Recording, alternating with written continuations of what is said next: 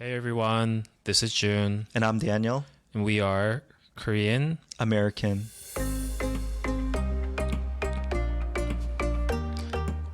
Hey June, Yeah, I got a new phone.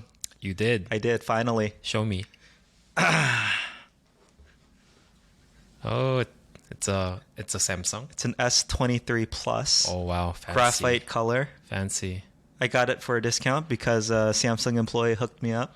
Why didn't you get the folding one? I wanted the fold. Yeah. I don't know, it felt a little gimmicky. I heard some reviews that it doesn't hold up after, a little bit, the fold. Really? Yeah, The fold or the flip? both.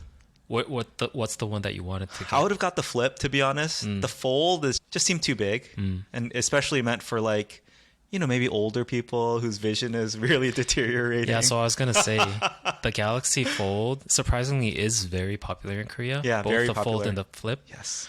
But the fold specifically, I think it's known as the Ajae phone. And I think the flip's probably a little bit more popular with women, maybe. Yeah, exactly. Yeah, they like the small, compact I've nature. never seen a female user using the fold. And I think most of the people who are using flip are female. Have you ever seen a man using the flip? Sometimes, but I never seen a woman using a fold. Yeah, I think the women I know who got it, they just like the really small, compact nature. They think it's Yeah. cute. Yeah, And it's really good for taking selfies, right? It's almost a self-standing thing. exactly. So, Or a yeah. video call. Yeah. Yeah.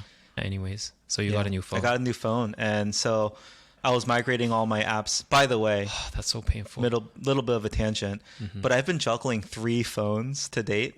Oh yeah, because you had your US phone. I had my US phone. Yeah. I had my KR phone, and then I actually had to replace my work phone. So I had a temporary work phone I used.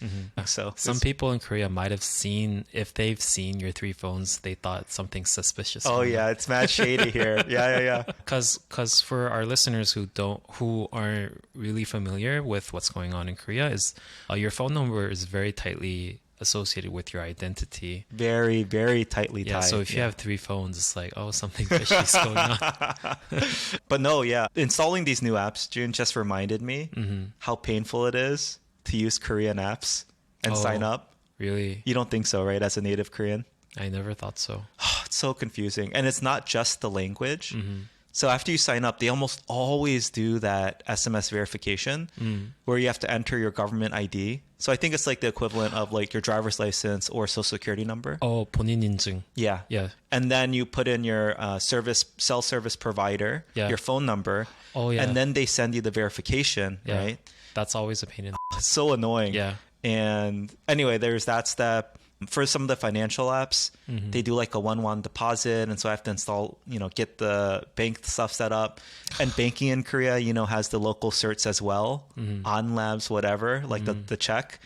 So it runs some local security thing on your phone in order to get the thing to verify your identity in the bank app. So I feel can- your pain.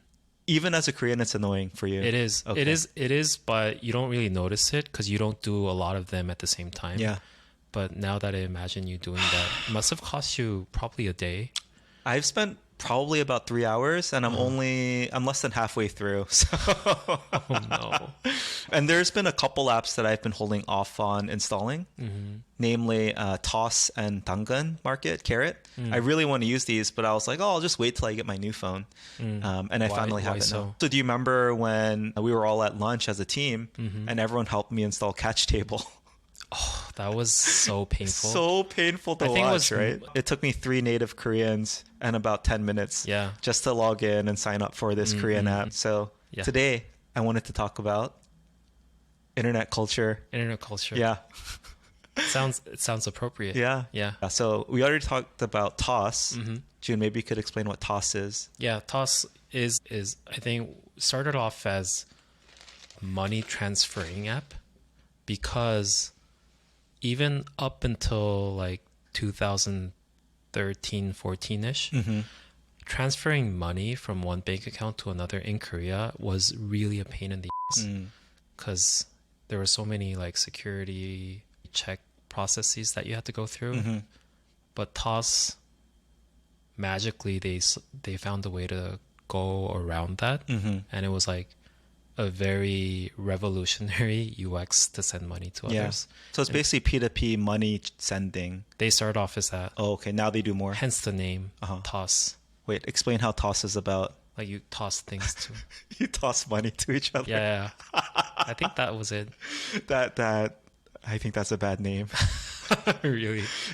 They're trying to say it's like as simple as like tossing a ball or whatever. I get it, but Yeah, you would never toss money because you toss something casually, right? But money is something you just want to hand over to someone. You would never toss it to someone. Okay. Yeah. Obviously, it was named by someone who's not familiar with American culture.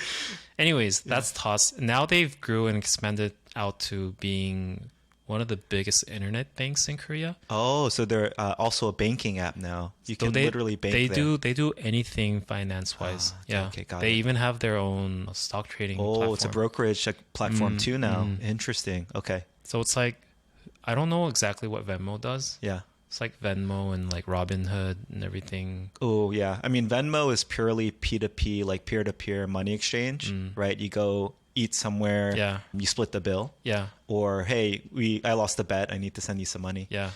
Robinhood is an online brokerage known for basically zero fee trades. And combining them does kind of make sense, but no, there's no equivalent as far as I'm aware. And you combine that with Square because they also have payments. Oh, you can pay online pay someone and offline. Too. Oh, wow. Okay. Yeah, Toss is a beast then. I think they are probably the most successful unicorn in Korean startup history. Got it.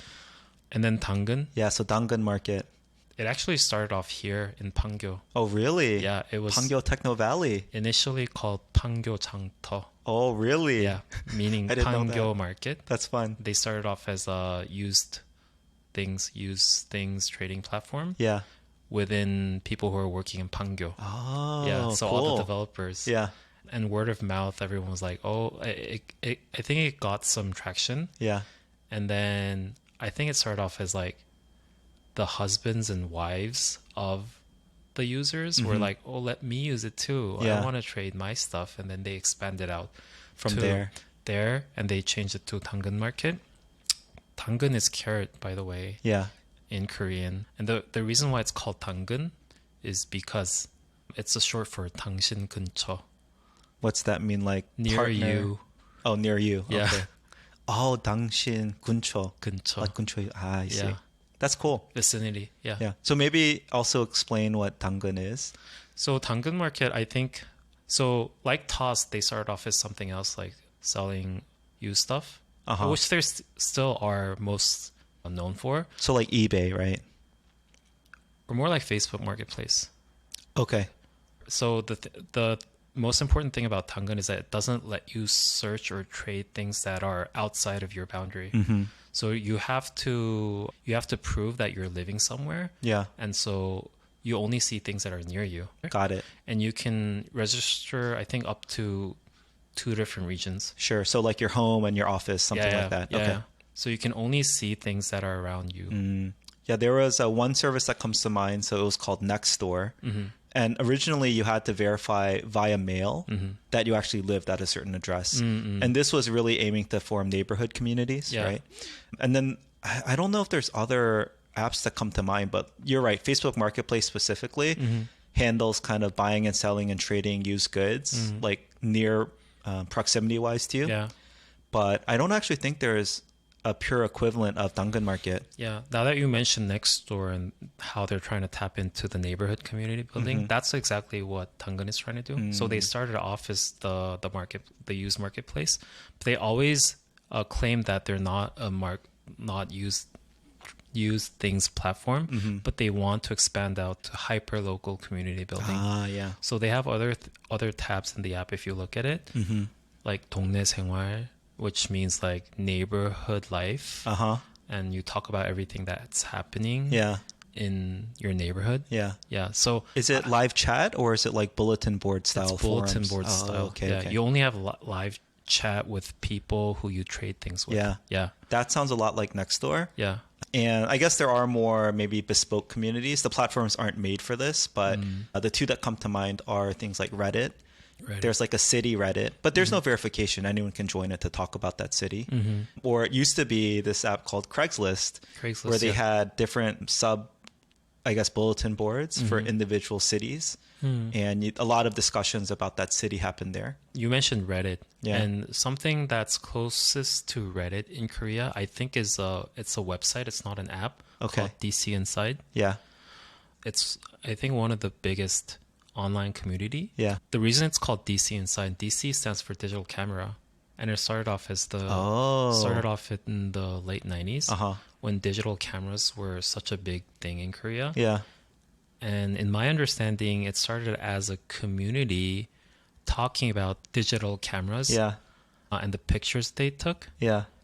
And it just became like this massive online community and bulletin board. Yeah, I can talk about this later and get into more depth in this. But DC Inside is, I think, in my understanding, the core of internet culture in Korea. Interesting. So it's basically, they call it galleries, which is the equivalent of subreddits. Okay, subreddit. Yeah. But the difference is subreddits, you can just create whatever you want. And galleries, I think it has to be approved by administrator. Oh, okay. Got it. Yeah. So like something, in Korean, short of gallery, we call it kel. Kel. Okay. Yeah. So like something kel. And each of these galleries, they started off as something else. Like they have a purpose when they started, but it always evolves into something else. Yeah. Yeah. Got it. Kind of. Like, so for instance, there's like 야구계, which is like the baseball subreddit. gallery, Got it. Yeah. But they evolve into having their own little culture. Yes. Yeah. And it's not about baseball anymore. Oh, really? Yeah. Okay. Something like that. Got it. But anyways. Yeah. It does sound a lot like Reddit. Yeah. To be honest. But yeah, we can get into that later. Yes. Jun, maybe I'll run through some of the top websites in the US and you can tell me if there's an equivalent in Korea or if this is equally popular or less popular. Sounds fun. So based off the very little research I did, some website off of Google search. Number one website is Google. I think the equivalent of that in Korea would be Naver. It's probably the most popular, if not second popular after Google. Yeah. Search engine in Korea. Oh, so that's news to me. Google search is now more popular in Korea than Naver search, would you say? I'm not sure. Okay. But they're close. Could be. I wouldn't be surprised if it is. Oh, wow. Okay. For a long time, it was dominantly Naver. Now I think Google took a good share of that. Yeah. But anyways, Naver is not just a search engine. It's more, in Korea, we call it portal site. Yes. As in, it's like the portal of everything. Yeah. So they have everything from like the news and then like communities, which they call like cafes. Yeah. And then blog culture is very strong in Naver. Yeah. Basically, Naver is like, it is the biggest tech company in Korea. Okay. So they own everything. Got it. From like finance to whatever, there's a Naver something to it. Yeah. Yeah. I mean, Google obviously does more than just Google search, right? But I do think Naver is more akin to, like, if you remember Yahoo from like the early 2000s, it's just like a portal with like 50 different things offered. Whereas Google, I think, is pretty good about, you know, subdividing up their different things. Like it's hard to get to Google Photos from Google search, let's say. Yeah. Oh, yeah. I forgot to mention Naver Shopping, which is one of the biggest source of revenues for Naver, which is surprising. Really? Right? Yeah. Imagine Google had shopping. Yeah. All right. The second most popular website, according to this random webpage, is YouTube. There is no YouTube equivalent. YouTube is YouTube. I searched the most popular website traffic in Korea. Yeah. And surprisingly, number one is YouTube. Yeah. YouTube is huge here. Number three, Facebook. Okay, there was a Facebook equivalent in Korea in the late 90s. Up until like the mid to late 2000s, which is crazy because it predated Facebook. Oh yeah. So it was like the pioneer of social. Yes. Networking. And you're talking about Cyworld. Yes. Yes. Cyworld was such a big deal in Korea. Do I go deep into what Cyworld is? Yeah, let me share my story of Cyworld. I'd love to hear more about Cyworld from your perspective. I tried to sign up for Cyworld, I think maybe 2001, something like that. And it was impossible for me as a foreigner because you had to have a Korean government ID, which you didn't. And of course, I couldn't use my cousins or whatever because they already were using it for their own. So I thought it was awesome in the sense that, oh, wow, this really strong identification and verification system existed for Korean online services even back then. But then also obviously very not accessible, right? There's a reason why Sour World never grew outside of Korea, even though it predated Facebook and maybe even MySpace by a significant amount. But yeah, I mean, I remember the Sour World, like you could have your own small room and decorate that room. Yeah. And it was the first example of like digital only goods. And right? it's like, it had a little bit of metaverse too, if you think about it. No, yeah, for real. Like, again, thinking about at the time when Sour World was making its entire business model was this digital only goods, right?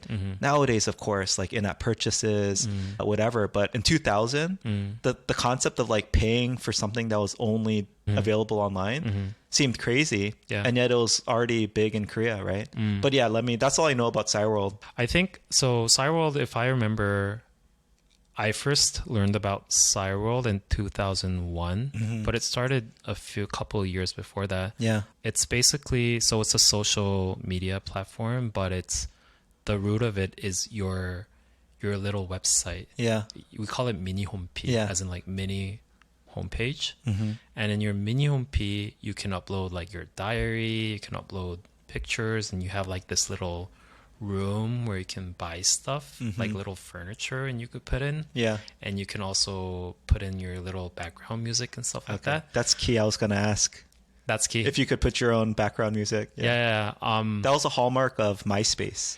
You could set your own music to play when someone visited your site. So I think, you know how like music gets popular on TikTok nowadays? Yeah. It was kind of like that in like the early 2000s in Korea. Yeah.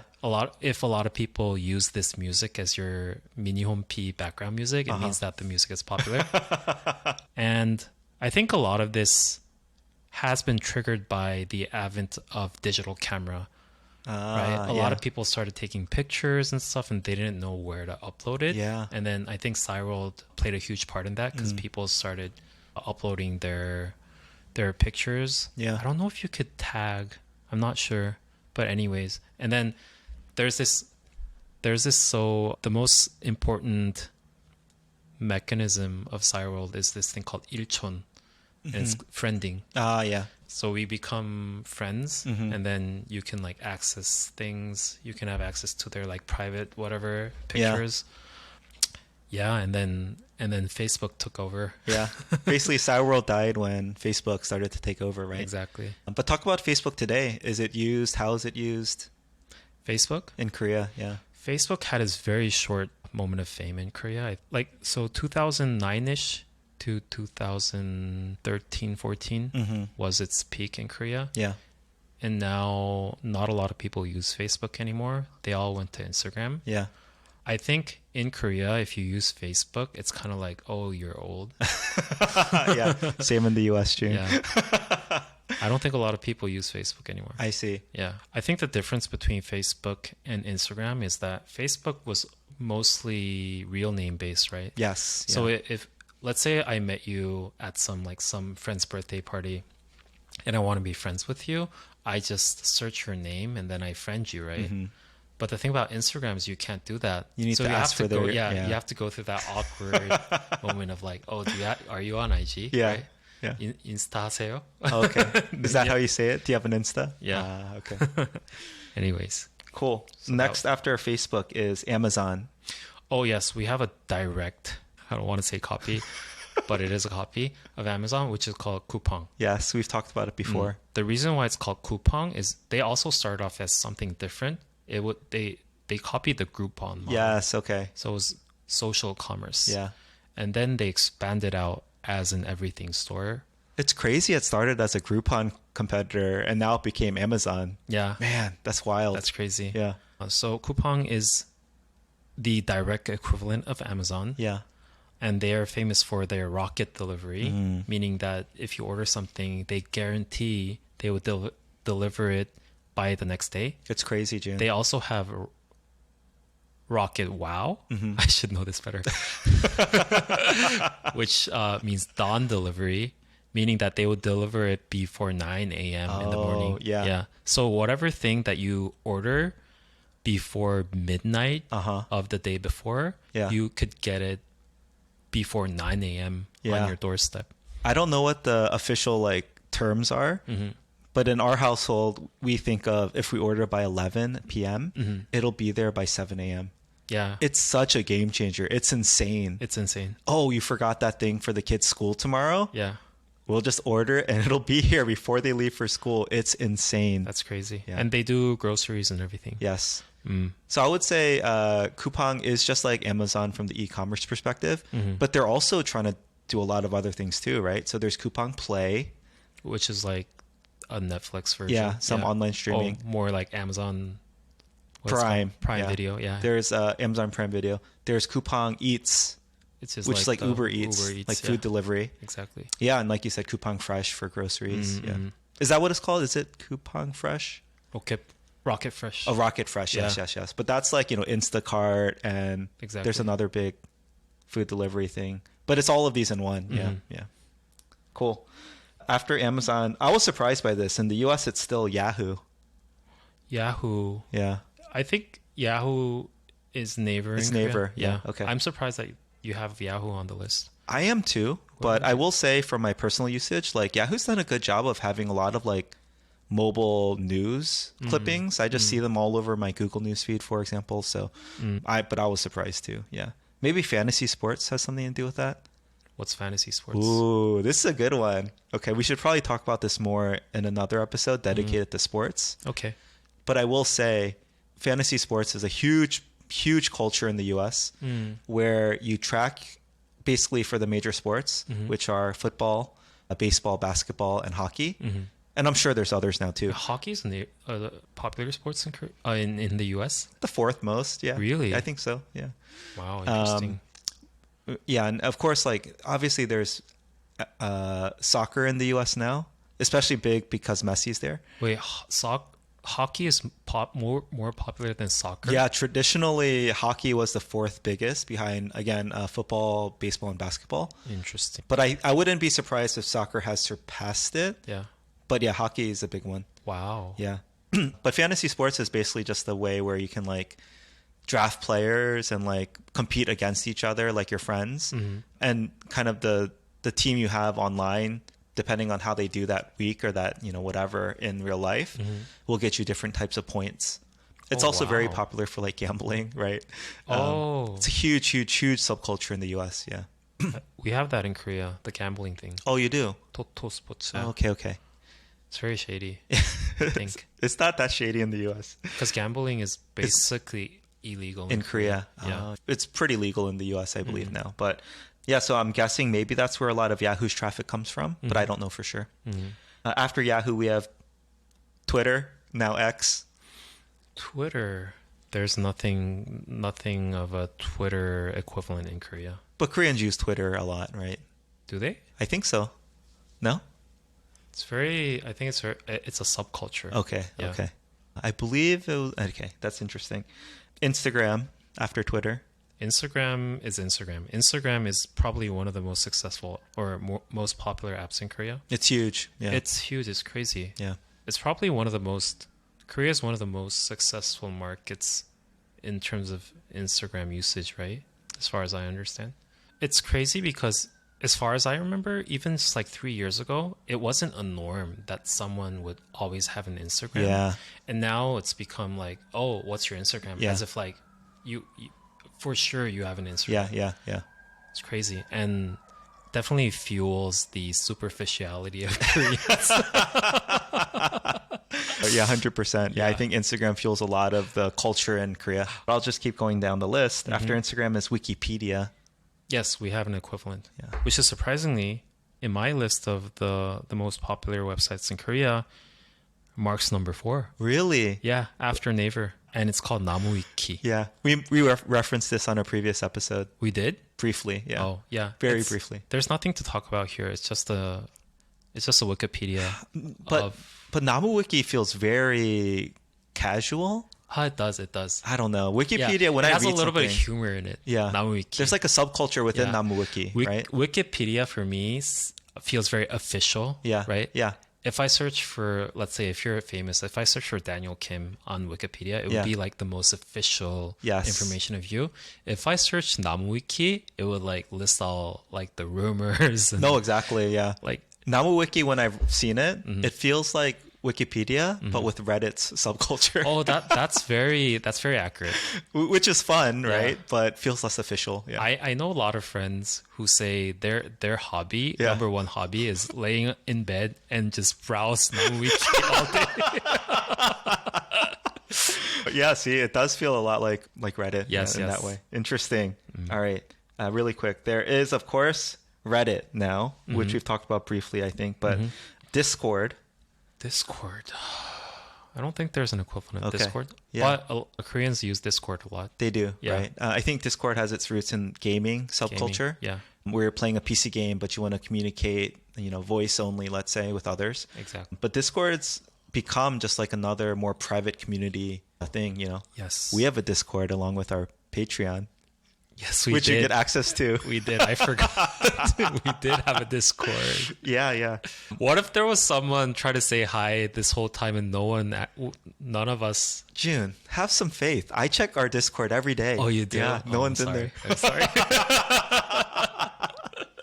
Discord. Listeners, please say hi to us on Discord. I promise. You have to subscribe on Patreon to get access to it. Oh, yeah. That's true. After this is a series of adult websites, Jun, porn.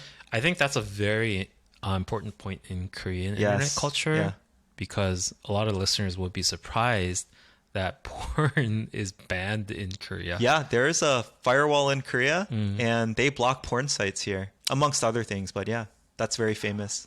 There's very controversial government ministry in Korea. It's very controversial. It's called 여성가족부. Translates to the Ministry of Women and Family. Didn't that just get abolished? So every time there's a presidential election, someone from the Conservative Party always pledged to abolish it. Yeah. I don't think they were successful in it. It is very. I think there are goods and bads about this ministry. But one of the most controversial things that they are responsible for is to ban porn. It's the list of blocked websites in Korea. Yes. Okay. Wait, this is interesting for a second. You're saying the Conservative Party is going to get rid of that ministry. So that's a more progressive ministry?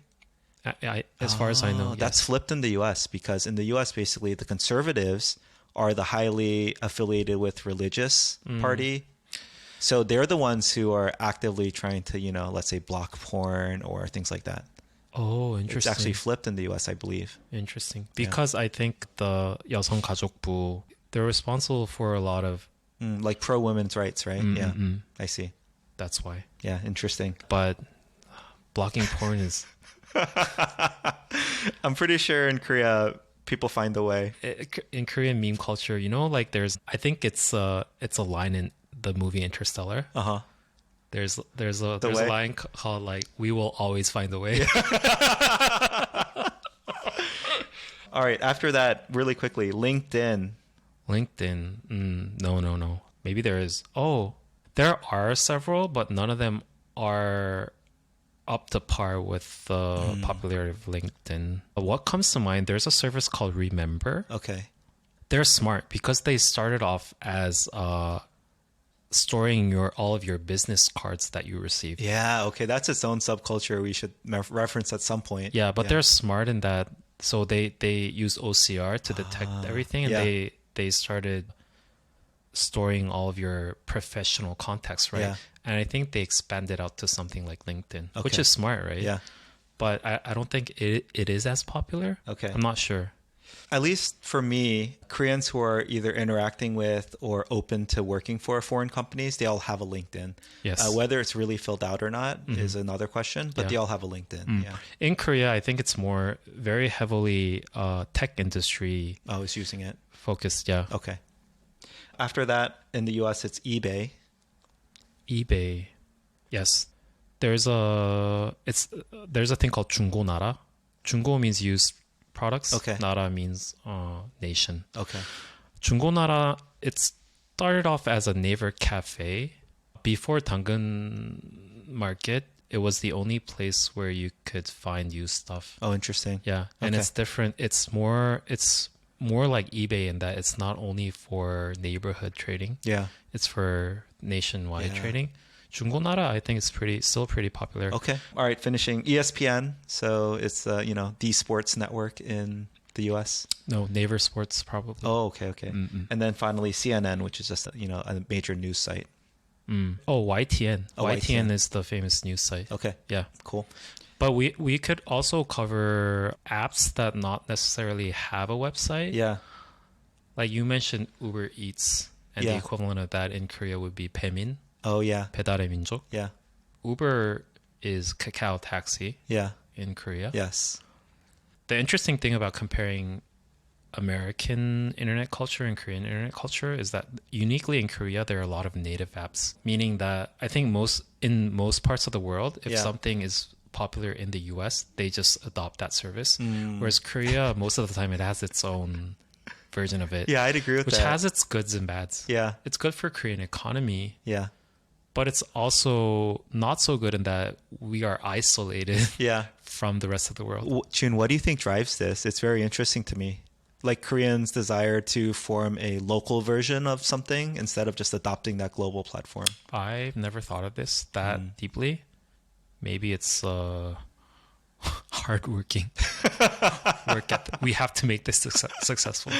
Interesting. Yeah. All right, so I can go through some US apps. Let me see if there's anything interesting. Chrome for web browsing. I think most people in Korea use Chrome. Okay. I was going to bring up Samsung's native browser that comes on all phones. Oh, mobile. Are you talking about mobile browser? Oh, yeah. Now I'm on to apps. Sorry. Okay, The okay. most popular native apps. Oh, yeah. Samsung. Sorry, native as in on the phone device, not Yeah. Korean. Yeah. Samsung mobile browser might be the most popular mobile web browser in Korea because most people use Samsung phones. And these it's come pre-installed. Yes. Yeah. And defaults as the native browser. I've never used a Galaxy or an Android before, but I heard it's pretty good. Is it not? I'm just so used to Chrome I that, see. the first thing I do on my Samsung phones is uninstall the Samsung browser and install Chrome and use that as my default. Interesting. But it would be more integrated to your phone if you use a Samsung browser. Interesting. Yeah, I'm not trying to use all those Samsung native integrated things. And after Chrome comes Google, then Facebook, then YouTube, then Gmail. Oh, we haven't talked about that. What do Koreans use for email? Mostly Gmail. Okay. But I think also a huge chunk of people use Naver Mail or Daum Mail. So I think Kakao bought Daum. Okay. Daum for a long time was the rival of Naver.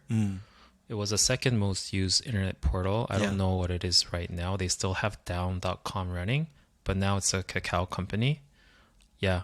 Daum always reminded me of like Yahoo, It right? is. With the eBay lettering. Is that right? It's like, Oh, I've never thought of it that way. It is true. Yeah. It is true. okay, this next one's good. So after Facebook, YouTube, Gmail, it's Messenger. So this is a great time to talk about Kakao, Kakao Talk. Yes. Kakao started, so I did a little bit of research. Okay. Kakao started at 2010 with the advent of smartphones and iPhones and all that. Smartphones were there before, but it took off after the iPhone. Yeah. And it was, I think, one of the most successful startups that took advantage of the mobile era. Anyways. So when do you remember Kakao Messenger? Basically, when would you start Kakaoing by default rather than SMSing? 2009, 10. 2010, because that's wow. when they started. Okay, Yeah. okay. And today, maybe could you talk about when do you use Kakao, or do you still ever use SMS, or do you still ever use any other messaging services to reach out to people? Like iMessage, for example, is huge in the US, but it's only iPhone to iPhone. So I think Kakao's more intimate, private network, in my opinion. So let's say I want to contact package delivery man. Yeah. I use SMS. You would never Kakao them. I would never Kakao. Got them. it. Okay. Yeah, that would be creepy. Oops. Are you guilty? I just thought Kakao was the default, right? I don't know. I would feel surprised if my delivery man Kakao messaged me. Okay. Anyways. Yeah, but stores, a big WhatsApp use case, for example, is like business messaging. It seems like Kakao is all over that. Like businesses will message you. You can chat with businesses through Kakao versus SMS, right? This is kind of unrelated. Okay. But the reason why Kakao took off in the first place is when people were SMS messaging the whole time before 2010, Yeah.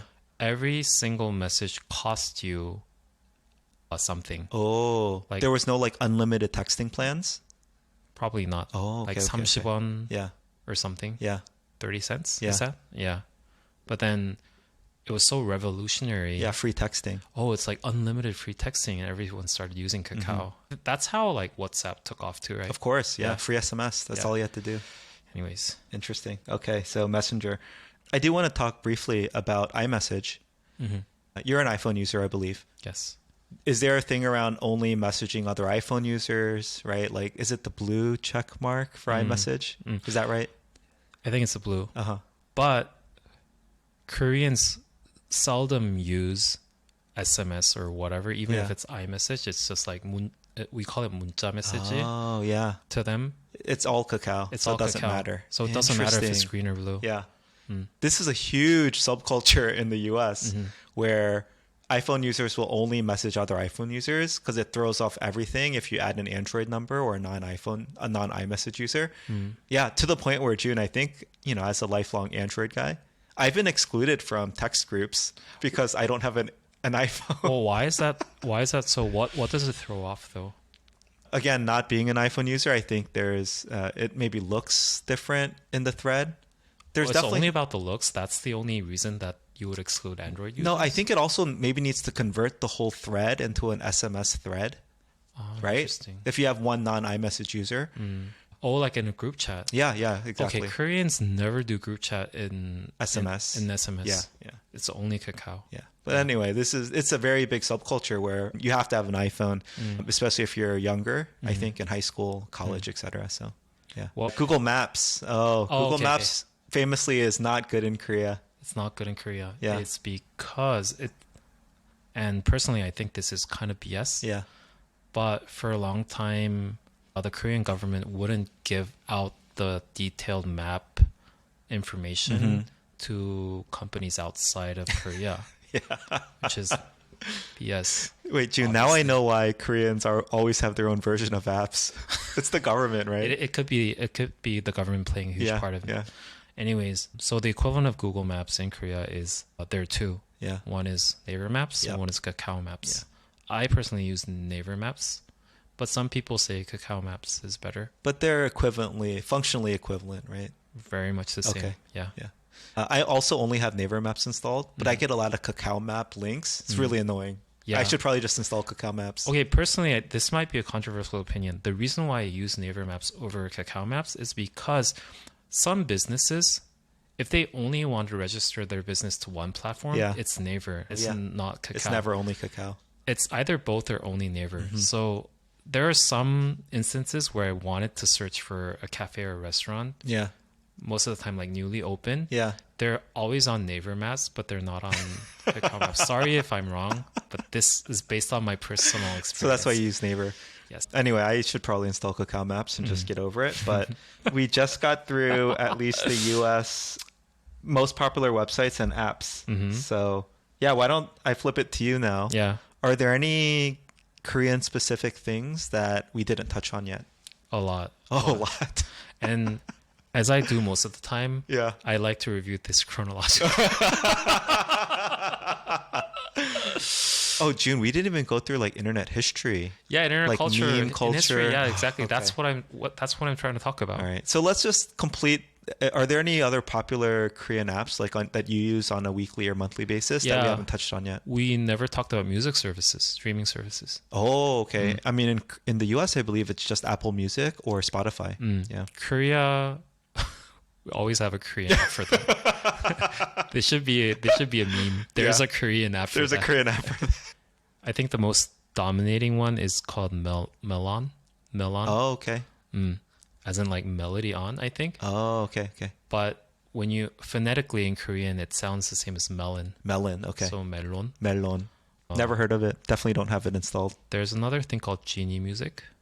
Is that run by like SKT or something? KT, I KT. believe. Okay. So it's, I think, either Melon or Genie Music. Okay. So Spotify not very popular here. They just recently, I think last year, officially launched in Korea. Yeah. I heard that they're not doing that well. Oh, okay. I don't know how they are right now. Okay. Got it. I'm a Spotify user personally, so I hope they succeed in Korea. All right. Yeah. There is a popular app called Between, which is amongst couples. Never heard of it. Mm. I wouldn't have an say equivalent? there's a popular dedicated couples app in the US. No. Yeah, it's just marking anniversaries, like doing like couples diaries. and stuff. Yeah. No, that's cool. Okay. Streaming. It's all Netflix. All Netflix. Okay. There is a Korean equivalent, but they only own a very niche market. What is it? Called Watcha. Oh, never heard of it. Yeah, watch. But they're I think they're cutting edge is that they have a lot of Korean independent films where obviously Netflix wouldn't have. Yeah. All right. What else internet culture related should we get into? Okay. There's so much. Chronologically. Okay, go. There would be very interesting things that, Daniel, you must have not heard of that are very interesting in Korean internet culture. So I think the first internet culture, very popular internet culture, started off as a thing called PC 통신. What's Never that heard mean? of it, right? Never heard of it for sure. I don't even know what it translates to. I don't know how I can explain this. Okay. This was like mid to late 90s. The very early first Very internet early culture. internet. Yeah. Yeah, I don't think we ever had that. And there were like handful of services. Yeah. And you know how like TV shows, when they end these days, they always say like, oh, we're on like Instagram and Twitter and whatnot. Yeah. Back then in the 90s, it always ended with like, oh, you can find us on, namely Haitel, Naonuri, Chunlian. Oh, wow. These services. Yeah, okay. That's advanced. Yeah. I remember doing this very actively as like when I was like 5th, 6th grade. Yeah. I used to be a member of like pop music community. Wow, okay. And it was the first time people experienced online chatting. Wait, so I'm still confused. You download some software into your computer. You plug in your phone jack to your computer. Yeah. Just like a modem. Yeah. And then you dial some IP address and it connects to that server. I don't know how it worked in the back end. Yeah. But on the front end, you type in your ID and password. That's all you did. Yeah. And that's cool. Yeah. And then there was this very famous Korean movie called 접속. Yeah. Translated to like access. Yeah. It was a romance. Yeah. Romance movie, but I think in the storyline, the couple meet through PC chatting. That's awesome. Yeah. Yeah. And it was so popular. Yeah. And yeah, that was describing how popular these PC 통신s were in Korea. You knew about this, right? Never heard of it. Yeah. So this was like pre-internet. Yeah, I think. quite advanced. Yeah. And then comes the Kim Dae-jung government. Okay. From 98 to 2003. Yeah. Kim Dae-jung was a president in Korea. And I think one of his biggest missions was to overcome the so-called IMF era. Oh, yeah. The financial crisis. Which was in 97. 97. Yeah. So he started at 98. Yeah. So it was like one of his biggest missions. And what he tried to do is he tried to leverage the back then booming internet, information technologies, IT industry to make this as a new vehicle to make the economy prosperous. Man. So what he did is, as a government, he invested a lot of internet infrastructure, like high-speed internet and like mobile communication and whatnot. Wow. And that's when it all took off in Korea, internet culture. Okay, so he, all of the high-speed cables and infrastructure and blazing fast internet speeds that are cheap, a lot of it goes back to him. Yeah. Okay. Not anymore, but in the the mid 2000s, I remember Korean people were so proud of their fast internet. Yeah. Because back then, outside of Korea, the internet was so slow. Yeah. And only in Korea, the internet was that fast. I think Korea's always had that reputation, but I will say, even compared to the US today, Korea is incredible. The speeds, the cost, everything's awesome. I think it all started from 98, from the Kim Dae-jung government. And then I think what sparked the internet culture was, again, the advent of digital cameras. And people started uploading their content to the internet. Yeah. And that's when Cyworld blew up. Yeah. And then Naver started at 99. Mm-hmm. And then Daum also. And then DC Inside, which is started at 99. Wow. Yeah, these have been around a long time then. Yeah. Okay. DC Inside is famous, again, for their creating sub-internet culture. Mm-hmm. Kind of like Reddit, right? Yeah. And you know how like you call memes? Yeah. In Korea, we call them 짤. 짤. 짤. The reason why it's called 짤 is because DC Inside was famous for uploading digital camera images, right? Uh-huh. So every time someone posts something without any image, Yeah. it would get flagged down. Oh. And in Korea, we call it 잘렸다. Oh, as in, it got cut. Okay. Yeah. And so people started, if they wanted to say something random, but don't have a content for that, they would just post random You'd funny, have to attach some media to it. funny image and say something totally unrelated to the Yeah, image. yeah, yeah. And that content that you upload was called 잘림 방지, I as get in it. like preventing the cut. Okay. And then it got shorted to 짤방. Yeah. And then we just call it 짤. 짤. Oh. Yeah. That's meme in Korea. So memes. Okay. That's fun. Yeah, so all the internet funny culture, memes, they all start from DC Inside, even now. Yeah. And DC Inside is also, I think, the pioneers of bulletin culture. Yeah. B-boards. Yeah, B-boards. And then starting the 2000s and the late 2000s, with the start of iPhones, right, everything changed to mobile. Yeah. And again, one of the most successful businesses that took advantage of that was Kakao. Mm-hmm. Now it's one of the top 2 tech giants in Korea, Yeah. Along with Naver, right? along with Naver. Mm-hmm. Talking about Naver was very famous for when they were so dominant in Korea, like when 90% of internet traffic was responsible. Yeah. What was very controversial and popular at the same time was this thing called Naver 실급검, Uh-huh. real-time, what do you call it? Search keyword ranking. Oh yeah, you told me this before. Yeah. Yeah. And it was so controversial. Wait, why? It was popular in that you can see what is happening in Korea real time. Yeah, it's basically like trending search terms. trending right? search. Okay, Yeah, exactly. But there were a lot of conspiracies that Naver got pressure by the government, Oh, okay. and they tweaked the ranking Got and it, whatnot. yeah. No one knows if it's true or not. But so there was so much controversy, so they just they shut down the service. Yeah. And there was one time where Naver News was so dominant because everyone consumed news. Yeah. Naver used to have rankings there too, right? And so again, controversies of if something's that criticizing the government and it gets lower ranking all of Yeah. a sudden, people were saying, "Oh, How could that be? Yeah. Mhm. So they took down Naver News ranking. Wow. And then we can get into comment culture. Comment culture. Commenting, Okay, yeah, 댓글 문화, we call it 댓글, like Yeah. commenting on the news or some post. Yeah, with the upvotes and downvotes. It became so toxic. Yeah. And the criticism towards comment culture came with tragic suicide incidents of celebrities getting too criticized in the comments. Man, yeah, cyberbullying. Yeah. And so I think most Korean internet news, they block comments for celebrity news, which is, I think it's a good thing. And then comes to 2010s up to the present. I think there's not something so successful in internet culture. It's now a lot of internet culture is dominated by the US services, namely YouTube and Instagram. Yeah. Yeah, that's the brief explanation of internet culture history in Korea. Cool. I'll do the US equivalent, but I would say before I get into it, do the terms like ASL mean anything to you? ASL. No. Think 90s internet, nothing? Yeah, it's age, sex, location.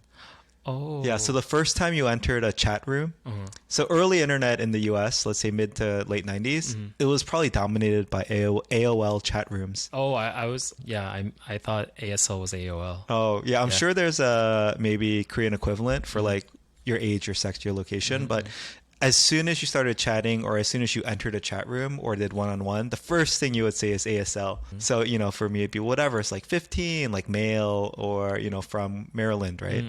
But yeah, that's how you introed yourself and got to know people. And then, yeah, these chat rooms were like It was wild, man. Thinking back, like I was like, what, 13, probably talking with who knows who online. Wait, how are you accessing these chat rooms? From what? Yeah, through the AOL, AOL. software that came with the CD that you use to How do connect. you meet random people in AOL? You can just explain? find a random chat room. Also, and it's like open chat in Kakao. It's maybe like open chatting. I Yeah. see, So you I could see. just see all the chat rooms and go join them. And then the second big piece of internet culture for me, besides AOL chat rooms, was AOL Instant Messenger. So this was the dominant chatting platform. And I spent, again, like 6 hours every day of my life in middle and high school, basically chatting with my friends, doing homework together. There was a Korean equivalent of that. Yeah. Was it MSN? No, MSN before Messenger? there was a Korean one Oh, called okay. Buddy Buddy. Buddy. Did ICQ ever take off in Korea? I've never heard of ICQ. Oh, huge. Really? Okay. Yeah. I mean, ICQ was like the original, I don't know if it's Irish. Anyway, it was the original like online chatting interface, but it was super nerdy, right? Like I was like very tech forward. People were only using it. AOL is when it first went mainstream. And then I thought in a lot of Asia, MSN Messenger was very popular. Yeah, in mid 2000s. Oh, it was. Okay. Okay. Got it. And so MSN was never a thing in the US. Yeah. And then after AOL, this is Oh, it was never a thing in the US. No, never. Although it was from the US. weird, right? I think AOL was just so dominant with the messaging. Oh, wow. That's new to me. Yeah. Just like before I moved here, I was like, oh, I use Kakao only to talk with like my Korean contacts. MSN was the same way. You only use it to talk with people from Asia. Oh, that's so interesting. Yeah. That's very new to me. Have you ever heard of a MUD, multi-user dungeon? No. And a lot of my middle school years were spent playing MUDs, which is I would telnet to a private server, and I would basically be playing a text-only based, like Dungeons and Dragons type game. I would do this for hours. Are you considered a nerd if you're really good at internet? 100%. Yeah, super nerdy. It was the nerdiest thing. You could have gone by being just a normal person In Korea. I do think a lot if I had been born and raised in Korea versus the US, how different my life would be. Yeah. I think you would be a doctor by now. I'd actually be successful. No, but after that, I think it's, modern internet times, right? So Facebook came along and all the equivalents. Yes. So one other thing we never touched on was, pirating software and files and movies and things like that. Oh. In college, it was huge. Napster, right? Napster was for music specifically. Yeah. Oh, the original music player was called Winamp. Oh, I know Winamp. Oh, okay. Yeah. Winamp even before Napster. Do you know you can do... have you done private broadcasting through Winamp? No, what? What is that? That was a thing in I Korea. only use it to play music, yeah. There was a way to broadcast your music. Like a radio station. Yeah. That's crazy. As a personal radio station. Yeah. And it was a thing in Korea in the early 2000s, mid 2000s. There was a drama called 2521 where this was, I think, in that. So I was like, oh, that's cool. Yeah. Yeah. No, I think for torrents in college, there was something called, was it uTorrent? Oh, I forget. But yeah, torrents was crazy. Yeah. Mostly it was like things like anime and movies. So it was all kind of illegal pirated things. And then Kazaa. Kazaa was, I think, what it was called. And then came along, I think it was called uTorrent. But after that, of course, the big one was the Pirate Bay. Have you heard of that? No. Really? Okay. The Pirate Bay was huge. I'm suspecting they're shut down now.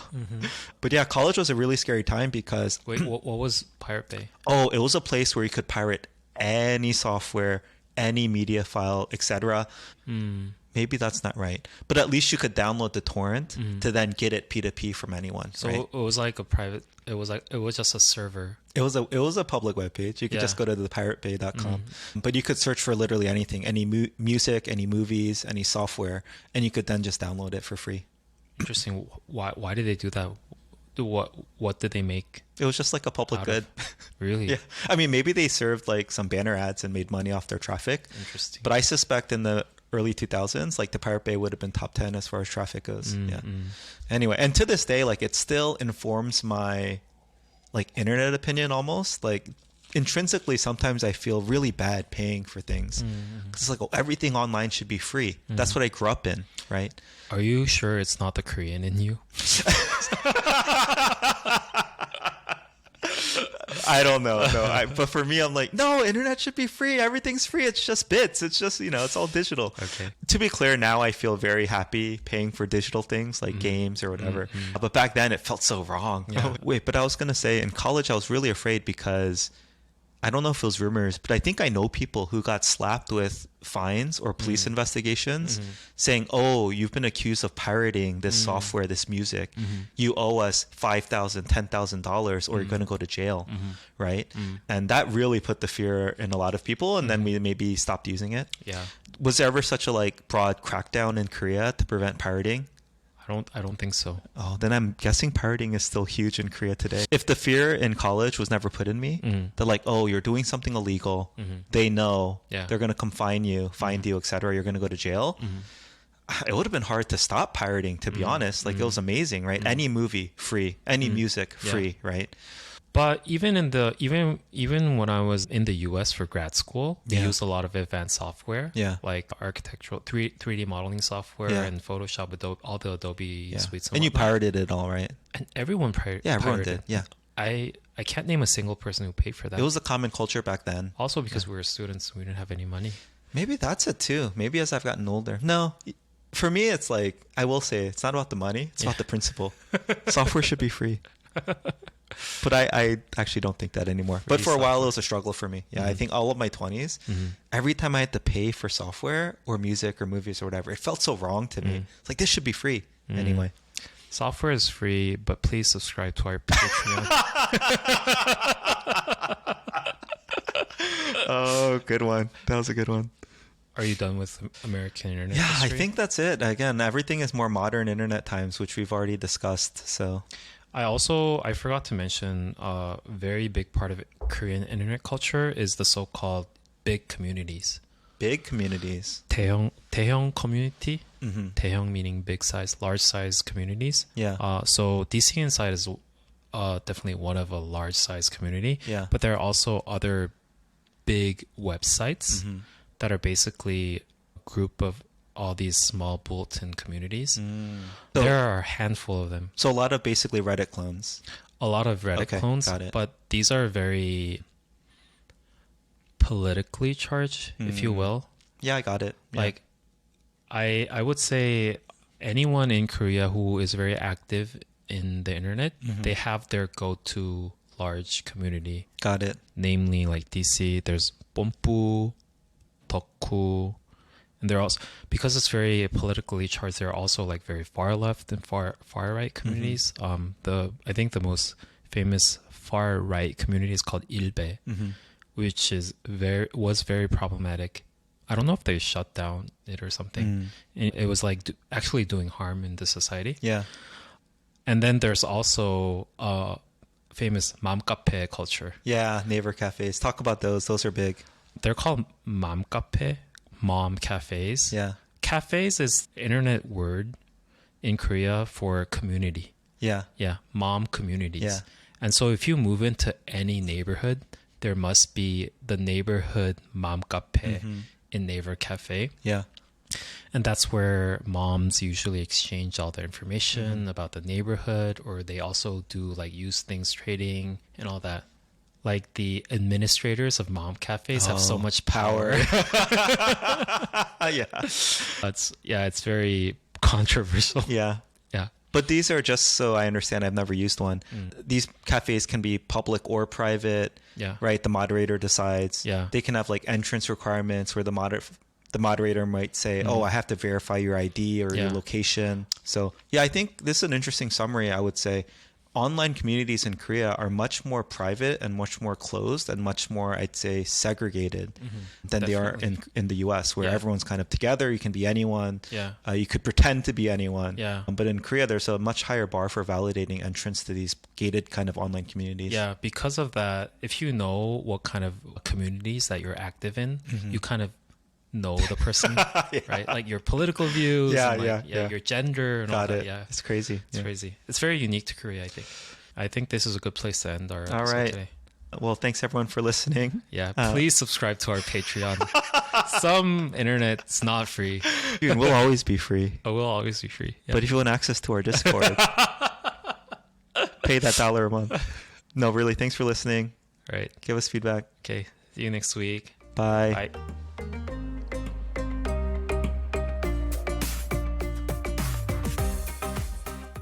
So we do this nodding thing, right? Yeah. Like, and if you see it on video with the music, it actually sounds like we're listening to the music. It's crazy. It's crazy. There's no music right now. We add the intro music later. Peek behind the curtain.